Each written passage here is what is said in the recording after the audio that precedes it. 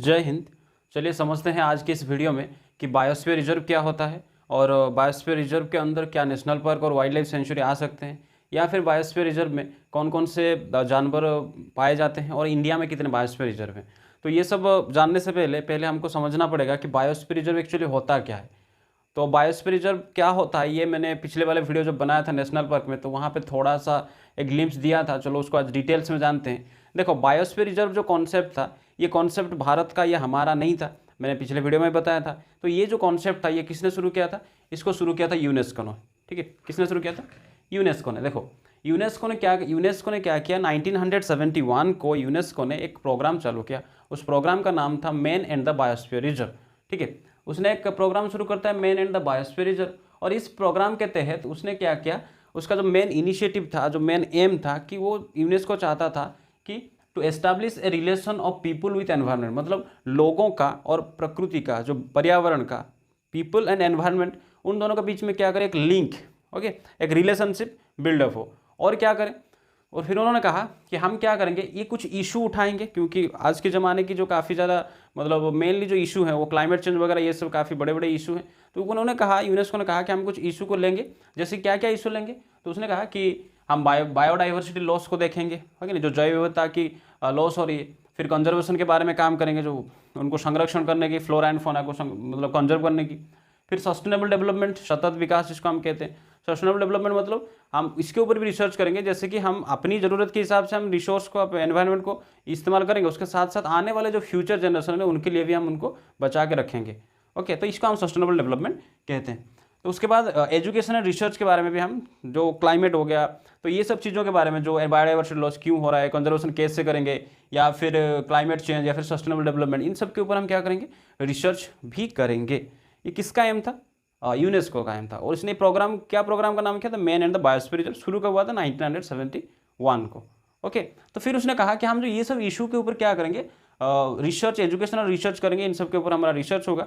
फिर हम जो लिंक एस्टैब्लिश करेंगे नेचर एंड पीपल के बीच में, तो ये जो रिलेशनशिप एस्टैब्लिश होगा, तो फिर हम क्या करेंगे, पूरे वर्ल्ड में करेंगे, और एक दूसरे के साथ, जैसे मान लो हमारा बायोस्फीयर रिजर्व और कोई दूसरा कंट्री का बायोस्फीयर रिजर्व, दो बायोस्फीयर रिजर्व अलग अलग है, तो हम यहाँ पे रिसर्च करते हैं, वो वहाँ पे रिसर्च करते हैं। फिर हम क्या करेंगे, अपने जो रिसर्च, अपने जो इन्फॉर्मेशन, जो नॉलेज, जो एक्सपीरियंस हमने गेन किया, उसको हम आपस में क्या करेंगे, शेयर करेंगे। ताकि, क्योंकि हम बात करें यहाँ पे क्लाइमेट चेंज की या फिर ग्लोबल वार्मिंग की, जो ये सब बायोडाइवर्सिटी लॉस, ये किसी एक कंट्री में सीमित नहीं है। क्लाइमेट चेंज पूरे विश्व का होता है, पूरे वर्ल्ड का ग्लोबल वार्मिंग होता है। तो ये लोग, इसलिए यूनेस्को ने कहा कि हम क्या करेंगे, इसको शेयर करेंगे आपस में। ठीक है, तो इसका अगर हम देखा जाए तो फाइनल जो कंक्लूजन यूनेस्को ने दिया था कि हम जो इन्फॉर्मेशन, जो नॉलेज और जो एक्सपीरियंस हमको गेन, हम मिलेंगे हमको, जब हम ये सब रिसर्च वगैरह करेंगे इन सब टॉपिक के ऊपर, तो फिर हम आपस में उसको शेयर करेंगे।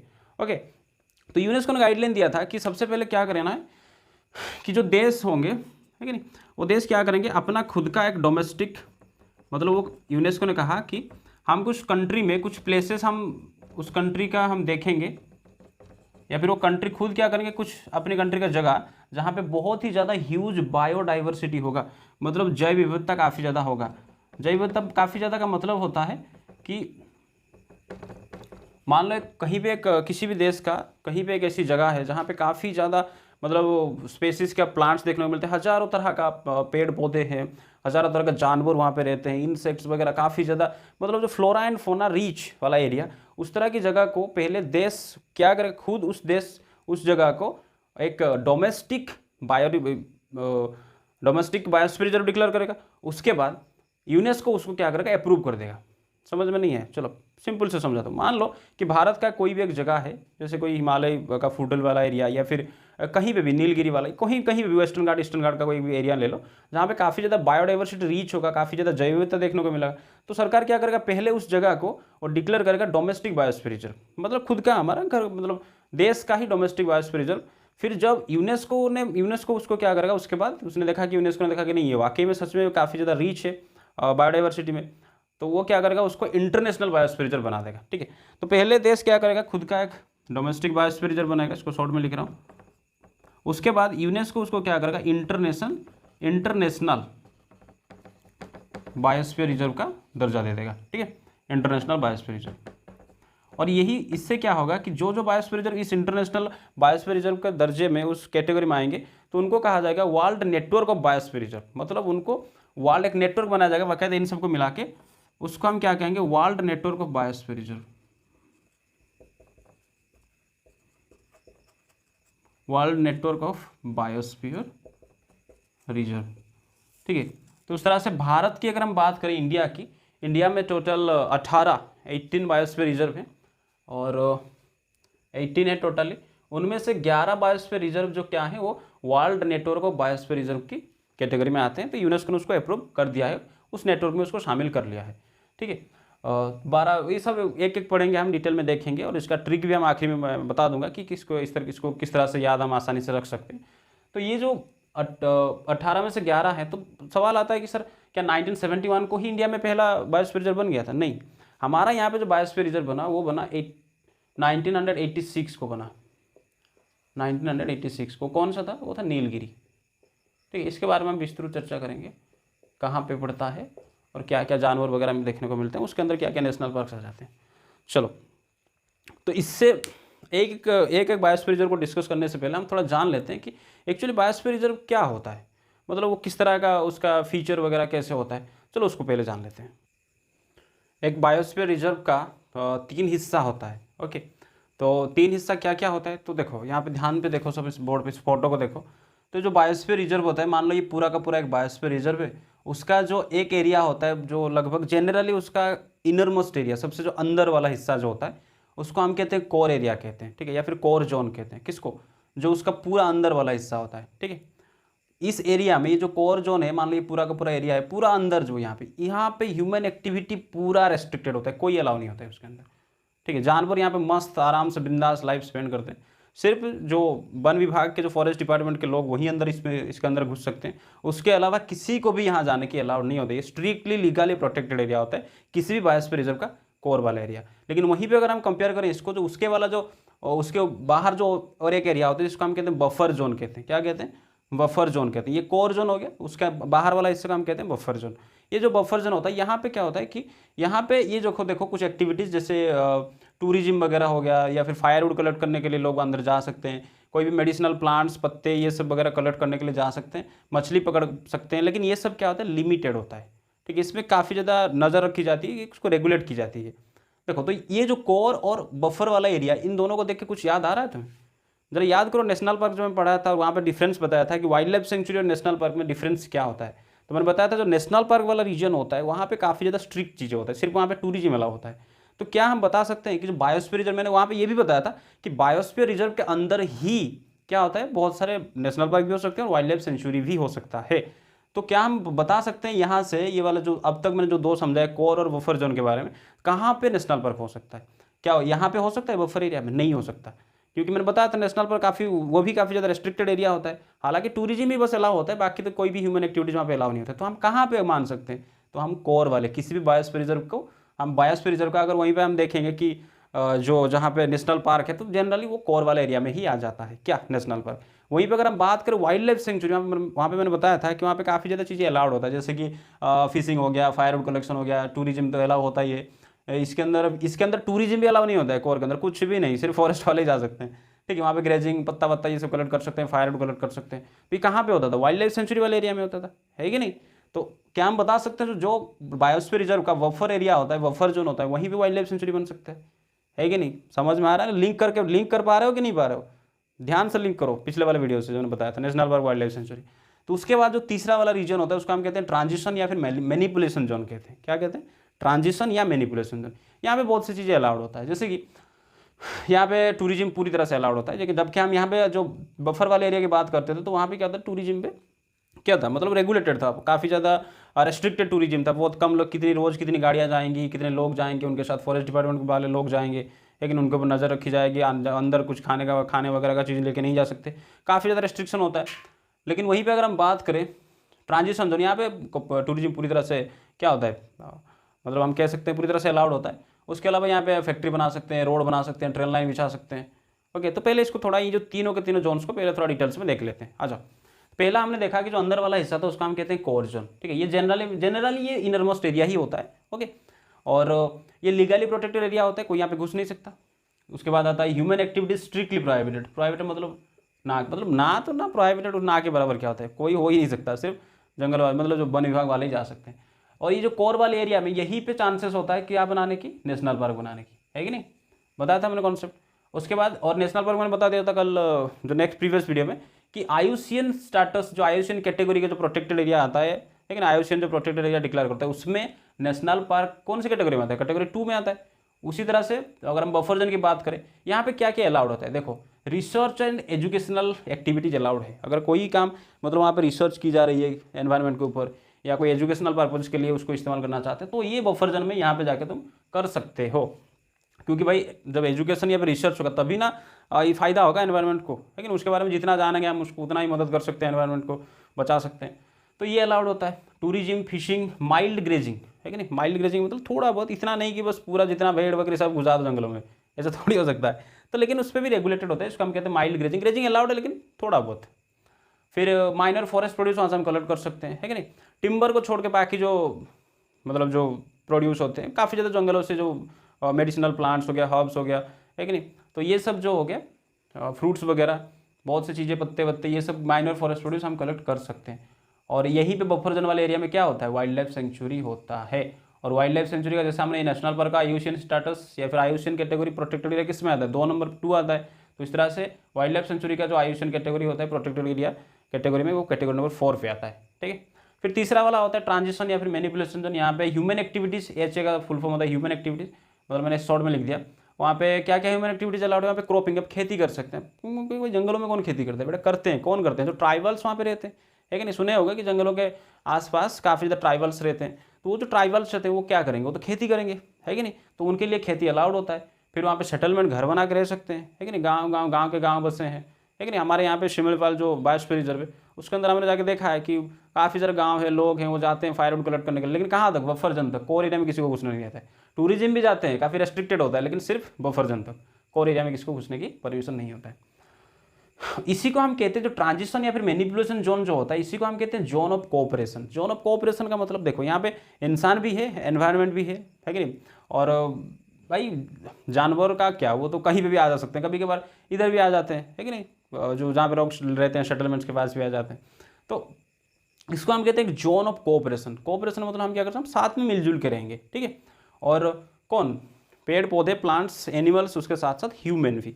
और दूसरा अगर हम बात करें, यहाँ पे मैंने जैसे बताया कि टूरिज्म पूरी तरह से अलाउड होता है, यहाँ पे टूरिज्म अलाउड है। रोड बना सकते हैं आप, है कि नहीं, फैक्ट्री बना सकते हैं, रेलवे लाइन से बिछा सकते हैं, लेकिन देखो माइनिंग भी की जा सकती है। यहाँ पे मैं अगर लिखना चाहूँ तो माइनिंग भी की जा सकती है, लेकिन एक चीज़ याद रखना, ये सब जो चीज़ें हम करते हैं, जैसे मान लो फैक्ट्री बनाया, रोड, रेलवेज, माइनिंग, है कि नहीं, अगर ये तभी की जा सकती है जब उस वाले जो वहाँ पे एनवायरनमेंट है कि नहीं, जो इकोलॉजी है, उसके ऊपर कोई भी इम्पैक्ट ना पड़े, तभी हम कर सकते हैं वहाँ पे।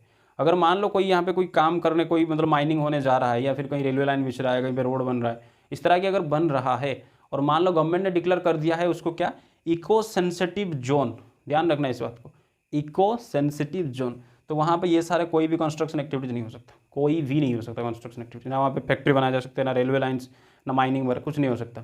अगर उसको सरकार ने क्या डिक्लेयर कर दिया, इको सेंसिटिव जोन, चाहे वो ट्रांजिशन या मैनिपुलेशन जोन क्यों ना हो, समझ रहे हो कि नहीं समझ रहे हो, चाहे ये भी हो, तो आपको होगा कि नहीं इको सेंसिटिव जोन तो इधर होगा, कोर वाला एरिया नहीं, जहाँ इको सेंसिटिव जोन जिस एरिया को डिक्लेयर कर दिया कि वहाँ पे कोई भी इस तरह का road, railway lines, factories, mining वगैरह नहीं हो सकता, ठीक है। अब चलो एक एक करके डिस्कस करेंगे हमारे जो 18 सारे जो बायोस्फीयर रिजर्व हैं, ठीक है। जो पहला बायोस्फीयर रिजर्व हम डिस्कस करेंगे वो है नीलगिरी बायोस्फीयर रिजर्व। देखो ये जो नीलगिरी बायोस्फीयर रिजर्व होता है, देखो ये 3 राज्यों में बहुत बड़ा एरिया कवर करता है। हालांकि ये पार्ट किसका है, वेस्टर्न घाट माउंटेन जो है उसी का पार्ट है, लेकिन ये बहुत बड़ा एरिया को कवर करता है, मतलब तमिलनाडु, केरल और कर्नाटका, ये तीनों राज्यों में आ जाता है। कौन, नीलगिरी बायोस्फीयर रिजर्व, मतलब बहुत बड़ा एरिया कवर करता है। और अगर तुम्हें पता होगा नीलगिरी एरिया किसको कहते हैं, जहाँ पे ईस्टर्न घाट और वेस्टर्न घाट आके जहाँ पे मिलते हैं, जिस वाले एरिया में, उस एरिया को हम कहते हैं नीलगिरी माउंटेन कहते हैं। तो इसको अगर एक नाम हो रही है जिसको नीलगिरी, भाई इसको हिंदी, अगर इसको हिंदी मान लो तो उसका अंग्रेजी क्या होगा, ब्लू माउंटेन्स, तो इसको ब्लू माउंटेन्स भी कहते हैं। और ये जो नीलगिरी बायोस्फीयर रिजर्व है, ये किस पहाड़ के, मतलब किस माउंटेन रेंज के अंदर आ जाता है, वेस्टर्न घाट माउंटेन रेंज के अंदर। और पूरा का पूरा जो वेस्टर्न घाट माउंटेन रेंज है, इसको यूनेस्को वर्ल्ड हेरिटेज साइट का दर्जा दे दिया है, ठीक। यहाँ पे कंफ्यूज मत होना कि वर्ल्ड हेरिटेज साइट और world network of biosphere reserve, जो यूनेस्को का programme, man and biosphere reserve programme के अंदर ये भी आता है। मतलब देखो कंफ्यूज हो रहे होगे, 2 चीज़ ध्यान रखो, जो विश्व धरोहर वाली चीज़ होता है, ठीक है, जैसे मान लो हमारा जैसे उड़ीसा का कोणार्क टेम्पल, ये यूनेस्को वर्ल्ड हेरिटेज साइट है कि नहीं, लेकिन ये थोड़ी बायोस्फीयर रिजर्व है। तो उसी तरह से पूरा का पूरा वेस्टर्न घाट माउंटेन को यूनेस्को ने वर्ल्ड हेरिटेज साइट डिक्लेयर कर दिया, क्योंकि यहाँ पे ह्यूज बायोडाइवर्सिटी है। इसको बायोडाइवर्सिटी, हम इसको हॉटस्पॉट ऑफ बायोडाइवर्सिटी भी कहते थे, ठीक है नहीं। तो इसी वजह से जो पूरा का पूरा, तो जैसे मान लो वेस्टर्न घाट पूरा का पूरा आ जाता है कहाँ पे, यूनेस्को वर्ल्ड हेरिटेज साइट, तो उसके अंदर ये भी आ जाता है कौन, नीलगिरी माउंटेन, तो नीलगिरी बायोस्फीयर। तो इसको भी हम कह सकते हैं एक पार्ट है किसका, वर्ल्ड हेरिटेज साइट यूनेस्को का। लेकिन वहीं पे जब हम बात करें world network of biosphere reserve जो यूनेस्को देता है दर्जा, उसके अंदर भी नीलगिरी आता है, ठीक है। तो कन्फ्यूज नहीं होना है। उसके बाद अगर हम बात करें तो world network of biosphere reserve में भी आ जाता है। और यहाँ पे कुछ ज़्यादा जानने की नहीं है, अगर बाद में जब सब डिस्कस कर दूंगा तो मैप बना के पूरा यहाँ पे लोकेशन भी दिखा दूंगा। चलो, तो यहाँ पे अगर बात करें, दो जानवर काफ़ी इंपॉर्टेंट, काफ़ी एग्जाम में पूछता है। एक है नीलगिरी तहर, ठीक है, ध्यान दो। एक क्या है, यहाँ पे देखो नीलगिरी तहर। ये जो नीलगिरी तहर है ये स्टेट एनिमल ऑफ तमिलनाडु का स्टेट एनिमल है। कौन, नीलगिरी तहर, ठीक है। फोटो में भी तुम देखोगे, ये देखो फोटो में, ठीक है। ये किसको क्या कहते हैं, इसको नीलगिरी तहर कहते हैं, ठीक है। उसके बाद और एक काफ़ी ज़्यादा इंपॉर्टेंट जानवर वहाँ पे पाए जाते हैं, जिसको हम कहते हैं लायन टेल्ड मकाऊ, ठीक है। मकाऊ मतलब बेसिकली हम बंदर प्रजाति के जो जानवर होते हैं उन्हीं के लिए हम इसको इस्तेमाल करते हैं। फोटो में भी तुम देख रहे होगे, इसको हम कहते हैं लायन टेल्ड मकाऊ, ठीक है। ये दो इंपॉर्टेंट जानवर, इसको याद रखना है। कहाँ पे आती है, सब नीलगिरी बायोस्फीयर रिजर्व में पाए जाते हैं। देखो ये दो जानवर ही पाए नहीं जाते, हालांकि बहुत सारे जानवर पाए जाते हैं, लेकिन जो सबसे फेमस जानवर ये दो ही हैं, ठीक है। और भी हैं लेकिन ये सबसे इंपॉर्टेंट होते हैं। उसके बाद 2 नंबर पे आता है हमारा नंदा देवी बायोस्फीयर रिजर्व। कौन सा, नंदा देवी बायोस्फीयर रिजर्व। अगर तुम्हें याद होगा, नंदा देवी मैंने नेशनल पार्क भी पढ़ा दिया है। तो नंदा देवी नेशनल पार्क जरा ध्यान से बताओ किसके अंदर आएगा, इसी बायोस्फीयर रिजर्व के अंदर आएगा।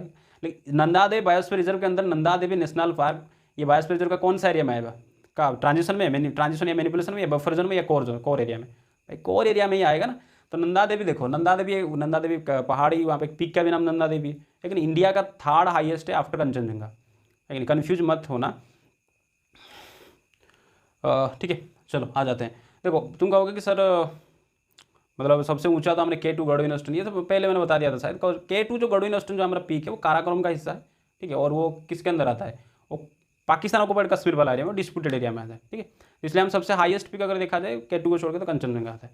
उसके बाद नंदा देवी। उसके बाद क्या देखो, नंदा देवी उत्तराखंड में आ जाता है, ठीक है। इसी के अंदर क्या है, नेशनल पार्क है, जिसको मैंने बताया तो वर्ल्ड हेरिटेज साइट भी का दर्जा भी मिला है। और भी एक है, याद है कि नहीं है, वैली ऑफ फ्लावर, है कि नहीं, अरे याद है कि नहीं, ट्रिक नेशनल पार्क का क्या था, यूके की राजा जी से मिलने, याद है कि नहीं है, गंगा वैली जिम में गए, नंदा देवी वगैरह सब। उसके बाद और ये सेकंड, चलो हिमालयन। यहाँ पे जो इंपॉर्टेंट जानवर देखने को मिलते हैं वो क्या है, देखो एक है मास्क डियर, ठीक है। ये जो मास्क डियर, देखो इसको मैंने बताया था, मास्क डियर क्या होता है, कस्तूरी मृग जिसको हम कहते हैं हिंदी में, है कि नहीं। ये जो मास्क डियर, फोटो में भी देख रहे होगे तुम, मास्क डियर देखो, फोटो में देखो, मास्क डियर जो होता है, ये मास्क डियर को क्या कहते हैं, कस्तूरी मृग कहते हैं। ये स्टेट एनिमल ऑफ उत्तराखंड का स्टेट एनिमल भी है। कौन, मास्क डियर जिसको हम कस्तूरी मृग भी कहते हैं। फिर यहाँ पे आता है हिमालयन तहर, ठीक है। हमने देखा यहाँ पे कौन सा, नीलगिरी तहर देखा, अरे नीलगिरी तहर, लेकिन हिमालयन तहर थोड़ा अलग होता है, ठीक है। बकरी जैसे ही दिखते हैं ध्यान से देखोगे तो। उसके बाद आता है स्नो लियोपर्ड, क्योंकि नंदा देवी काफ़ी ठंडी वाला एरिया, देखो फोटो में भी दिख रहा होगा तुम्हें, हिमालयन तहर का भी फोटो दिखा दिया। उसके बाद स्नो लियोपर्ड का भी देखो फोटो देखो, ठीक है। लेकिन ये जो स्नो लियोपर्ड है ये state animal of Himachal Pradesh का है, ठीक है। कहाँ का, हिमाचल प्रदेश का जो स्टेट एनिमल वो कौन है, स्नो लियोपर्ड है। उसके बाद यहाँ पे लंगूर्स मतलब क्या होता है, बंदर, है कि नहीं। इनमें से एक काफ़ी फेमस बंदर है जिसको हम कहते हैं रिसर्स मकाऊ, ध्यान देना, रिसर्स मकाऊ, ठीक है। देखो फोटो में देखो, रिसर्स मकाऊ, ये जो रिसर्स मकाऊ ये एक तरह का बंदर ही है और ज़्यादा कुछ नहीं है। तो ये भी यहाँ पे देखने को मिलता है। तो ये कुछ इंपॉर्टेंट जानवर हैं कहाँ के, नंदा देवी बायोस्फीयर रिजर्व के। ओके, ये भी आ जाते हैं world network of biosphere reserve में, ठीक है। ये सब सारे डिटेल्स, आगे बढ़ते हैं। देखो तीसरे नंबर पे आता है नोक्रेक, ठीक है। नाम याद रखना, इसको ट्रिक में याद भी करवा भी दूंगा, बस आप जान लो कि ये मेघालय में आता है। कहाँ पे, कौन से स्टेट में आता है, मेघालय में आ जाता है, ठीक है। ये भी world network of biosphere reserve का हिस्सा है। मैंने 11 बताया था ना, ठीक है। बाद में वो 11 को भी दिखा दूंगा। तो देखो ये जो नोक्रेक है उसी बायोस्फीयर रिजर्व के अंदर एक, ये किस पता है, ये मतलब किस एरिया में आ जाता है। तो नोक्रेक जो पीक है ना, ये मैंने बता दिया था, ये गारो हिल्स में आता है। 3 पहाड़ियाँ है ना, गारो, खासी, जयंतिया, है कि नहीं, याद आ रहा है कि नहीं आ रहा है, गारो, खासी, जयंतिया, ठीक है। यहाँ पे अगर देखा जाए बात किसकी, नोक्रेक बायोस्फीयर रिजर्व की, यहाँ पे जो सबसे इंपॉर्टेंट कुछ जानवर हैं, सबसे जो ये देखो रेड पांडा, ये काफ़ी रेयर, काफ़ी कम बचे हैं, ठीक है। ये रेड पांडा, फोटो में देखो, रेड पांडा काफ़ी क्यूट दिख रहा होगा तुम्हें, है कि नहीं। कुंफू पांडा वाला मूवी देखा होगा कि नहीं, देखो कार्टून मूवी एक आता है। तो रेड पांडा देखो फोटो में, ये स्टेट एनिमल का किसका है, सिक्किम का स्टेट एनिमल है। कौन, रेड पांडा, ठीक है, सिक्किम का स्टेट एनिमल है, काफ़ी रेयर होता है। कहाँ पे मिलते हैं, नोक्रेक बायोस्फीयर रिजर्व में मिलते हैं। उसके बाद एक आता है स्टॉप टेल्ड मकायू, ठीक है।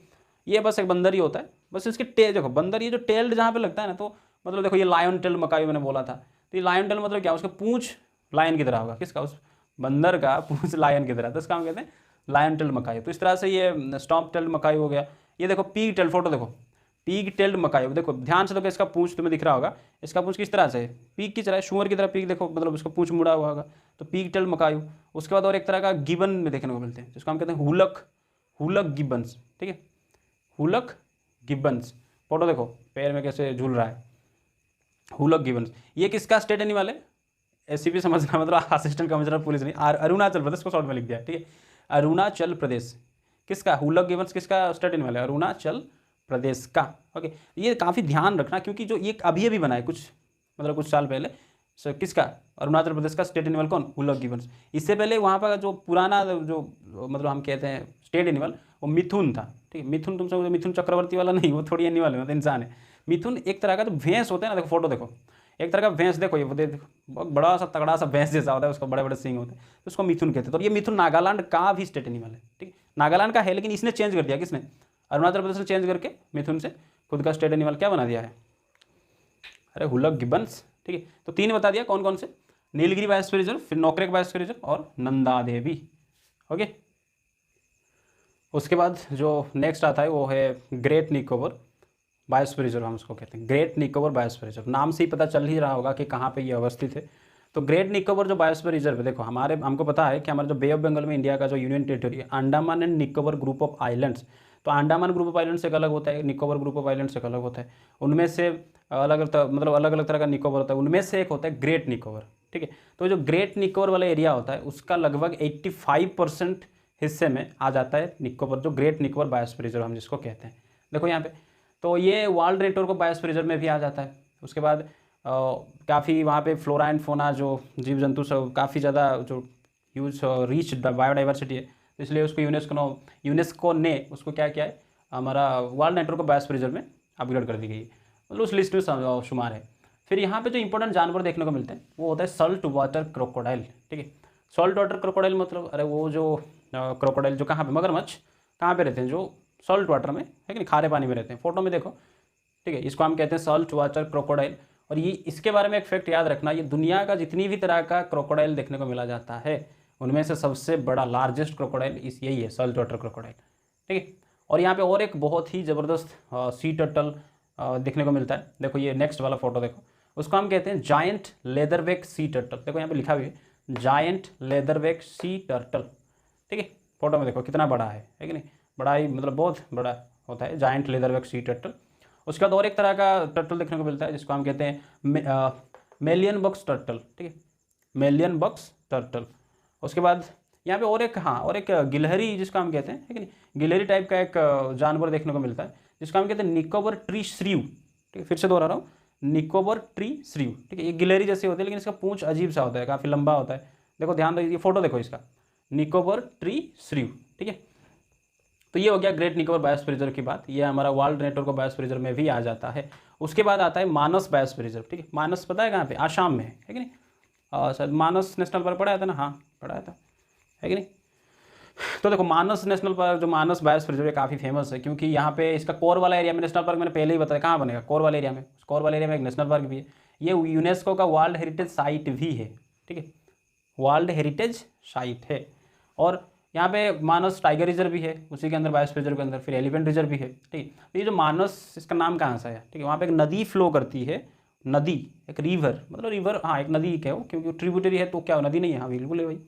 तो ये किसका ट्रिब्यूटरी है, वो ब्रह्मपुत्र का ट्रिब्यूटरी, नदी का नाम है, तो उस ट्रिब्यूटरी का नाम है मानस, ठीक है। वो उसी बायोस्फीयर रिजर्व के अंदर से फ्लो करके जाती है, तो उसी नाम से इसका नाम पड़ा मानस। और यहाँ पे बहुत ही काफ़ी इंपॉर्टेंट एक जानवर, जो एक नहीं बहुत सारे हैं, देखो यहाँ पे आसाम रूप्ड टर्टल, ठीक है, एक तरह का कछुआ हम जिसको कहते हैं टर्टल। जैसे यहाँ पे हमने देखा था ना, कौन सा वाला, जायंट लेदर सी टर्टल, ये थोड़ा छोटा होता है कि आसाम रूप टर्टल जिसको हम कहते हैं। फोटो देखो, उसका पीठ जो ऊपर वाला हिस्सा थोड़ा रूफ है कि नहीं, तो उठ गया दिख रहा होगा तुम्हें। और ये एक है। उसके बाद है दूसरा है गोल्डन लंगूर, ये बहुत ही इंपॉर्टेंट है, गोल्डन लंगूर, ठीक है। गोल्डन कलर का लंगूर मैंने बताया था, बंदर, गोल्डन कलर का बंदर, देखो फोटो देखो, गोल्डन कलर का जो बंदर वो यहाँ पे दिखाए जाते हैं, और ये काफ़ी ना ये जो गोल्डन लंगूर है ये काफ़ी मतलब एंडेंजर्ड, मतलब काफ़ी एंडेंजर्ड हो गए थे, ठीक है, क्रिटिकल एंडेंजर्ड में हम कह सकते हैं, मतलब इनका संख्या काफ़ी ज़्यादा कम हो रहा था। तो इसलिए इस गोल्डन लंगूर को बचाने के लिए आसाम में एक, उन्हीं के लिए सिर्फ एक वाइल्ड लाइफ सेंचुरी है कि इसको हम चक्रशिला वाइल्ड लाइफ सेंचुरी, इसको याद रखना, एग्जाम में पूछा जा सकता है। किसको? गोल्डन लंगूर को बचाने के लिए, फोटो में देख रहे होगे तुम, गोल्डन लंगूर को बचाने के लिए एक क्या बनाया गया था?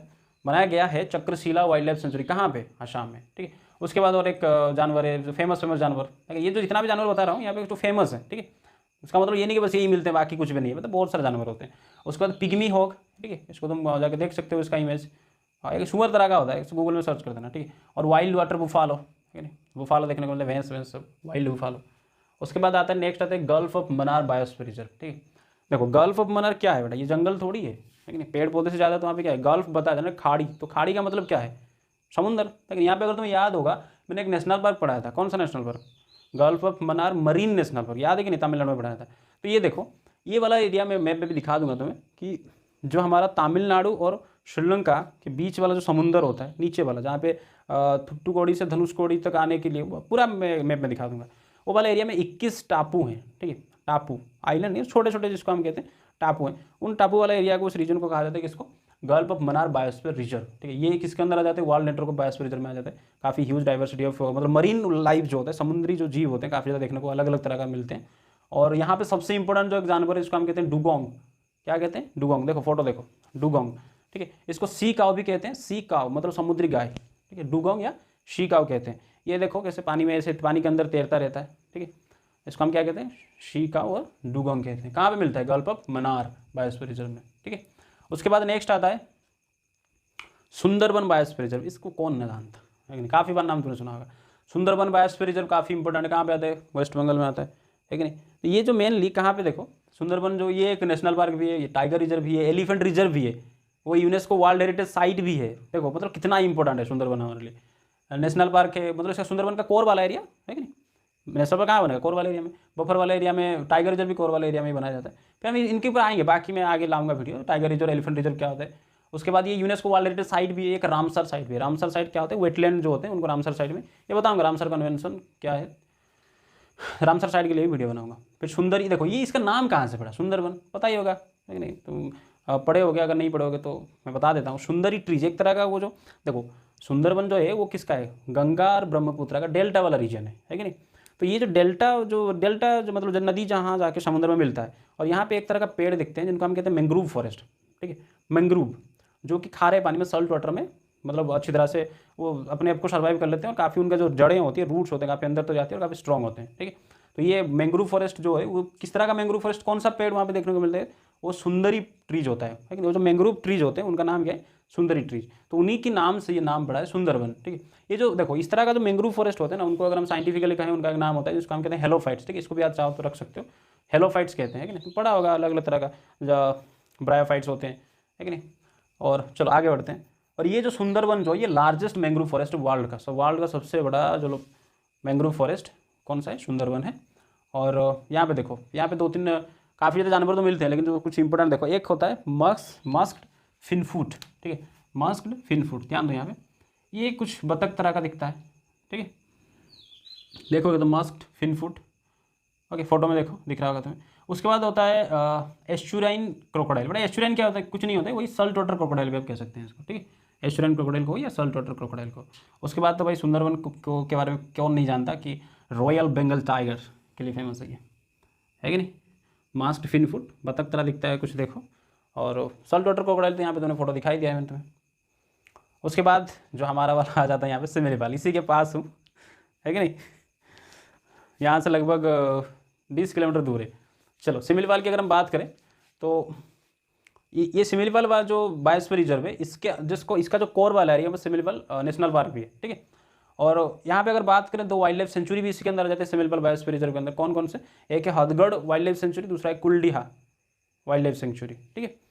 कौन कौन? हथगढ़ वाइल्ड लाइफ सेंचुरी और कुलडीहा वाइल्ड लाइफ सेंचुरी, ठीक है। ये सिमलीपाल मतलब इसका नाम कैसे पड़ा? इसका यहाँ पे एक बहुत ही मतलब बेहतरीन तरीका का ट्री देखने को मिलता है, शिमुल जिसको हम कहते हैं, उसका फूल काफ़ी ज़्यादा बेहतर होता है। तो ये जो शिमुल ट्रीज, ठीक है, जिसका मिलता है, उसी की वजह से इसका नाम सिमलीपाल है। और यहाँ पे अगर बात करें, कुछ वाटरफॉल 1-2 हैं, इसको याद रख लो। एक है जरोंदा वाटरफॉल और दूसरा है बरेही पानी वाटरफॉल। यहीं से निकलती है हमारा एक नदी बुढ़ावलंगा। तो जरोंदा और बरेही पानी वाटरफॉल भी देखने को मिलता है कहाँ पे, शिमिलीपाल वाइल्ड लाइफ, ये बायोस्फीयर रिजर्व के अंदर। ये जो सबसे फेमस है किसके लिए, एक जानवर जिसको हम कहते हैं गौर या फिर बीसन कहते हैं, ठीक है, गौर या बीसन। फोटो में तुम देख सकते हो गौर या बीसन, एक तरह का भैंस की तरह ही होता है, ठीक है, गौर या बीसन, फोटो में देखो, इसके लिए फेमस है। लेकिन हालांकि यहाँ पे टाइगर रिजर्व है तो भाई टाइगर भी होंगे, तो बहुत सारे हैं जानवर, लेकिन जो फेमस इसके लिए है।